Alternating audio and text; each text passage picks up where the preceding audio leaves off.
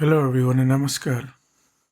Today's podcast is a continuation of the reading of the book titled Anandamurti, the Jamalpur Years.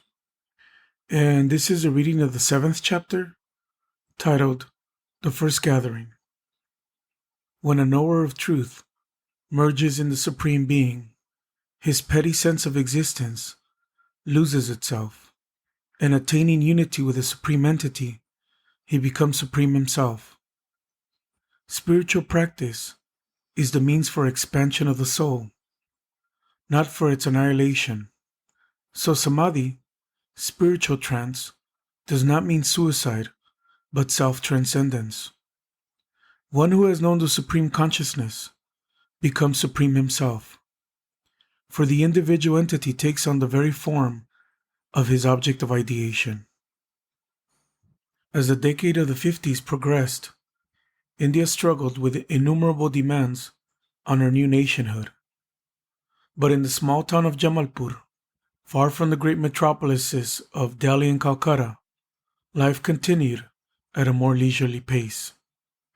Baba became a supervisor of the inspection section of the accounts department, and his reputation as a palmist, healer, and counselor continued to spread, even outside Jamalpur, to places such as Sahebganj, some 4 hours away by rail.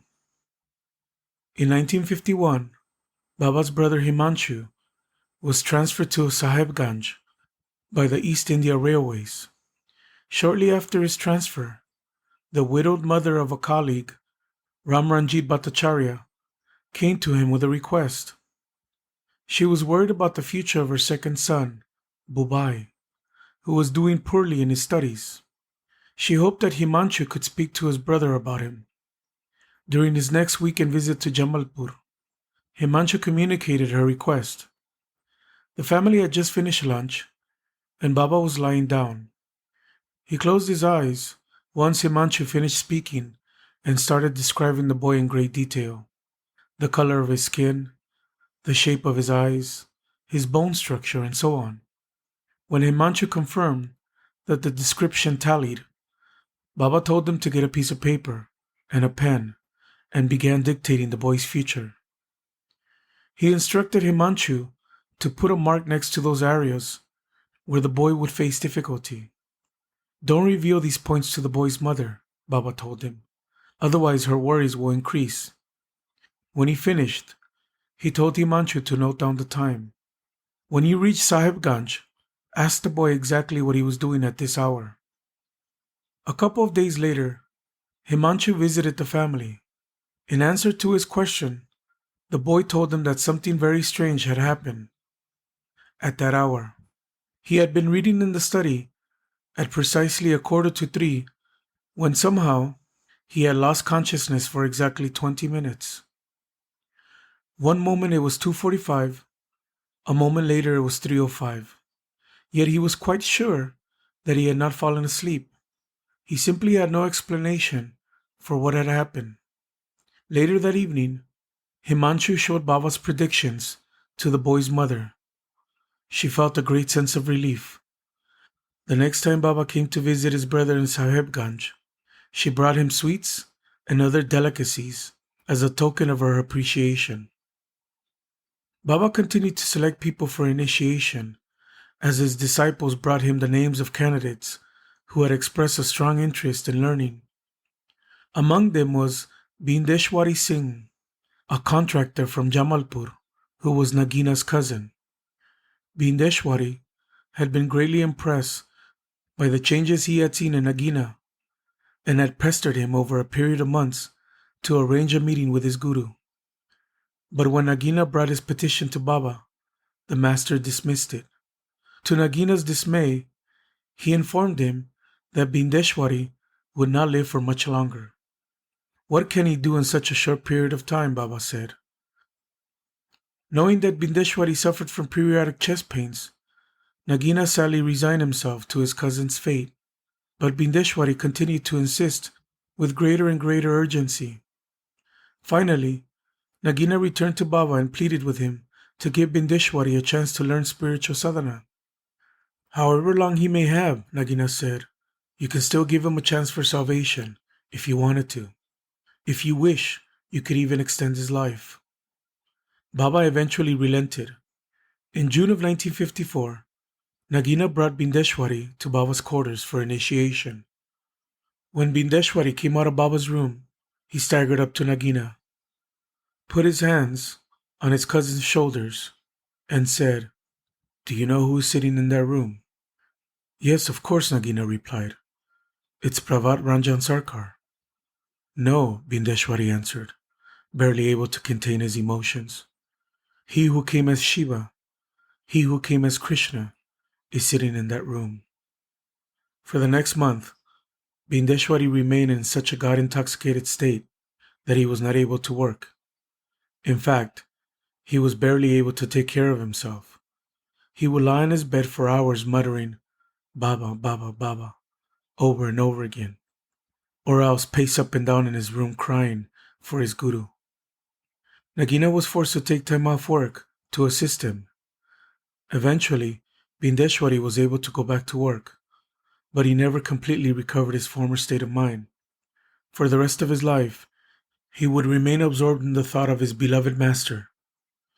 At times, he would become so absorbed that he would start speaking and gesturing exactly as Baba did, sometimes even asking the other disciples to do prostration in front of him. When they later complained to Baba about it, he excused Bindeshwari, explaining to them that he was in a state of bhava, so absorbed in his devotional ideation in those moments that he fully identified himself with his guru. Incidents like this helped to widen the circle of admirers who looked to Baba for guidance and inspiration. Most of them, however, had no idea that Baba was quietly gathering around him a group of disciples to whom he was teaching tantric and yogic techniques, as well as the beginnings of the philosophy that they would one day disseminate around the globe. In late October 1954, Baba sent an invitation to each of his disciples to attend a spiritual gathering on Sunday, November 7, at the railway quarters allotted to his brother Sudhanshu at 339 E-F, Rampur Colony. Sudhanshu had given the quarters to Baba to use as he wished. Baba had in turn given them to Pranay to use for his spiritual practices, after Pranay's grandfather, a staunch Hindu, had objected to Pranay doing his practices at home. Baba used the quarters on occasion to meet his disciples or initiate new ones. Now they would serve as a meeting place for the first gathering. In the early evening, several disciples went to Baba's house to wait for him. When he came out, they accompanied him on the 10 to 15-minute walk from his Chpt home to the Rampur colony quarters, where the rest of the disciples were waiting. When they arrived, Baba introduced everybody to one another. Many, especially those from Jamalpur, were surprised to see friends, colleagues, and acquaintances gathered there.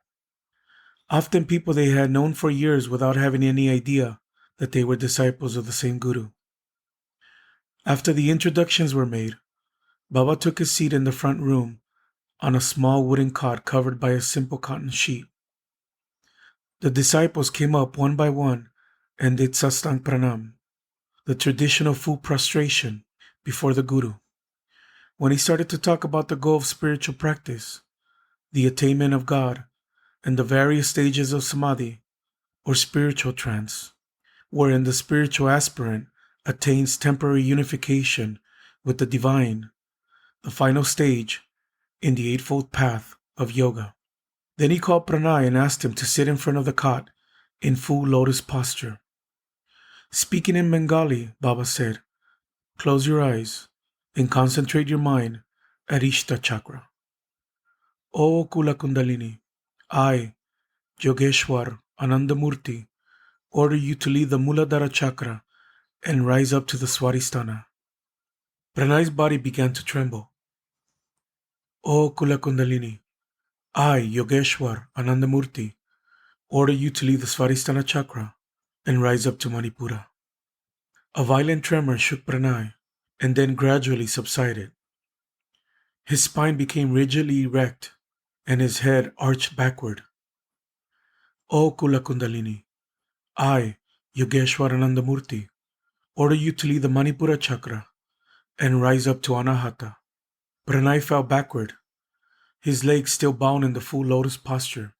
He started making a loud guttural hum sound, one of the common symptoms that occur when a yogi goes into trance. Baba then ordered the Kundalini to rise to the Vishuddha chakra. Pranay became absolutely still. His face shone with a glow of immense peace. Again, Baba ordered the Kundalini to rise, this time to the Agya chakra. Pranay's face became even more resplendent. While Pranay remained absorbed in this state of ecstasy, Baba smiled and looked towards his awestruck disciples. This is the much coveted state of Savikalpa Samadhi, in which the unit mind merges into the cosmic mind. The permanent establishment of a spiritual aspirant in this state is known as mukti, or liberation. By the regular practice of sadhana, with diligence, determination, and intense concentration, you too will be able to attain this state. Baba continued describing the various stages of samadhi and the process by which a yogi achieves such exalted heights. Then he turned to his oblivious disciple and ordered the Kundalini to return to the Vishuddha chakra. Pranay started weeping copiously, as if he were suffering an intense sorrow. Okay, let him enjoy that state a little while longer, Baba said. He chatted with the other disciples about spirituality for a few minutes more. Then he turned back to Pranay and ordered the Kundalini to descend, chakra by chakra, back to Muladhara. Pranay wept loudly. When he opened his eyes again and sat up, still crying, Baba called him over and placed his head in his lap. He caressed the back of his head tenderly, like a doting father, and promised his tearful disciple that he would soon have another opportunity to enjoy what Baba had given and then taken away. After the program was over, Pranay and a few others accompanied Baba to his house. The other disciples dispersed singly or in groups of twos and threes.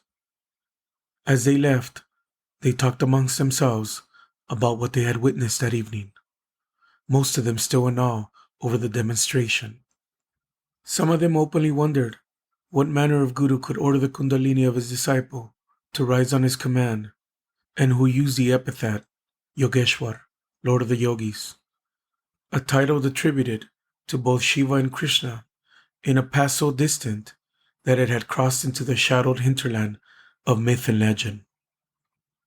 Thank you.